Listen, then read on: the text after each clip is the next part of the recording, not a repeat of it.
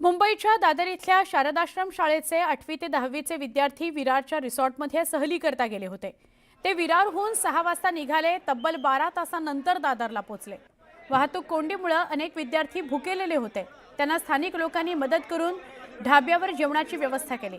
आज पहाटे 6:15च्या दरम्यान हे सगळे विद्यार्थी सुखरूप दादरला पोहोचलेले आहेत। या वाहतूक कोंडीने अनेकांचे जीव घेतले आहेत आणि प्रशासन याकडे डोळेझाक करत आहे।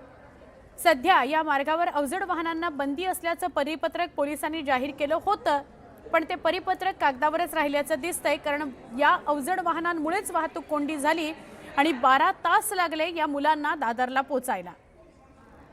कामचुकारी करणाऱ्या संबंधित अधिकाऱ्यांवर कारवाई करावी अशी मागणी आता जोर धरते आहे।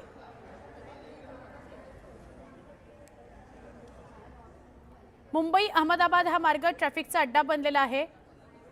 विद्यार्थी एका सहली करता गेलेले होते, दादरच्या शारदाश्रम शाळेतले होते। ते परतीला निघाले काल संध्याकाळी 6 वाजता, पण त्यांना दादरला पोचायला 12 तास लागले। विरार ते दादर असं पोचायला त्यांना 12 तास लागले। ते ट्रॅफिकमध्ये इतके अडकले की सरतेशेवटी स्थानिकांना त्यांच्या जेवणाची सोय करावी लागली आणि रात्री त्यांना जेवू घातलं गेलं।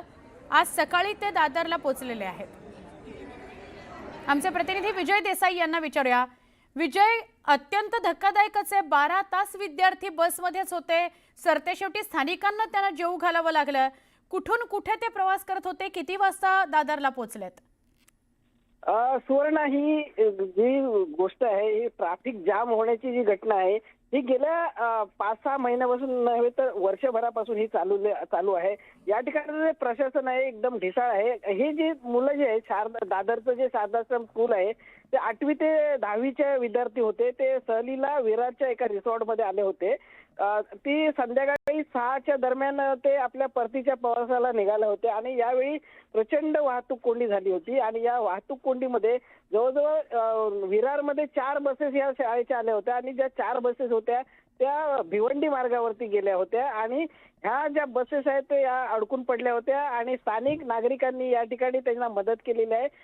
वालीव पोलिसांनी सुद्धा या ठिकाणी मुलांना बिस्किट आणि त्यांच्या वॉशरूमची सुविधा करून दिली होती आणि हा जो संपूर्ण प्रकार आहे, या अगोदर सुद्धा 2 बळी या ठिकाणी गेलेले आहेत। काय वाहतूक कोंडीमुळे एका चिमुकलेचा जीव गेला होता आणि त्याच्या आधी एका शिक्षक महिलेचा सुद्धा जीव गेलेला होता। अजूनही प्रशासन या ठिकाणी सुधारलेलं नाहीये आणि ही वाहतूक आता सध्या या ठिकाणी परिपत्रक जाहीर केलेलं आहे की अवजड वाहनांना बंदी आहे। बरोबर, अवजड वाहनांना बंदी आहे हे परिपत्रक जारी केलंय, त्या संदर्भातली बातमी पण आपण दिली होती, पण ते अस्तित्वात येताना दिसत नाही, फक्त कागदावरच राहिलेलं आहे, म्हणून शारदाश्रमच्या या विद्यार्थ्यांना त्रास सहन करावा लागला।